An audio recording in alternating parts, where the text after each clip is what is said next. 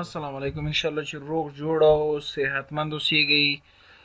راځئ چې نن په دې باندې خبرې وکړو چې کله چې وغواړو یو پی ډي اف فایل وبښئ یو ورډ فایل پی ډي اف ته واړو، څنګه کولی شو هغه پی ډي اف فایل ته یا مثال یو ایمیج دی پی ډي اف ته دې واړولو هغې ته پاسورډ ورکړو.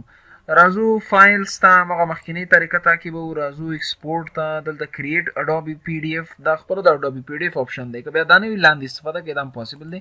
دلته اډوبي کریټ وخی، دلته سیو از ا ټایپ څه شي ټایپ دی، ټایپ ته وګورئ پی ډي اف فایل دی. دلته ریسټریکټ ایډیټینګ دا تاسو وګورئ تاسو ته آپشن درکوي. require a password to open the document. وای تاسو یو پاسورډ ته باید ضرورت ولرئ کله چې دا ډاکومنټ خلاصوئ یا هر څوک چې خلاصوي دې باندې ټیک مارک وکړئ. دلته پاسورډ ورکړئ، دلته لیکلي when set کله چې پاسورډ ولګول شو document password is required to open the document. نو بیا د ډاکومنټ پاسورډ چې دا اړتیا ده. زه مثال پاسورډ ورکوم احمد مې ولیکلو، انیبل کوم اوکې وهم.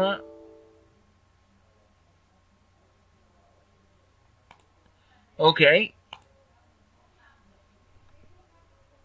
او دلته یو پرمیشن پاسورډ شکل هم غواړي. دلته مثال ورکوم علي. ډاکومنټ اوپن پاسورډ څه شی اوپن پاسورډ باید ستاسې ډاکومنټ اوسیږي. ورکوم چې مثال احمد.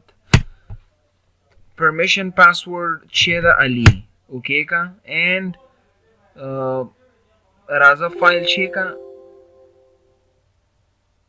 وبښئ نوم یې دا بل فایل واخیستلو بیرته یو نوم ورکړئ خپله. فار ایگزامپل نوم اس اس ورکو.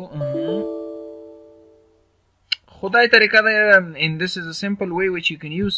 دغه طریقه تاسو کولی شئ چې استفاده کوئ چې یو فایل ته پاسورډ ورکړئ. زما د پی ډي اف هغه وخت اکسپایر شوی دی، په دې دلیل باندې وانه وختلو. مننه.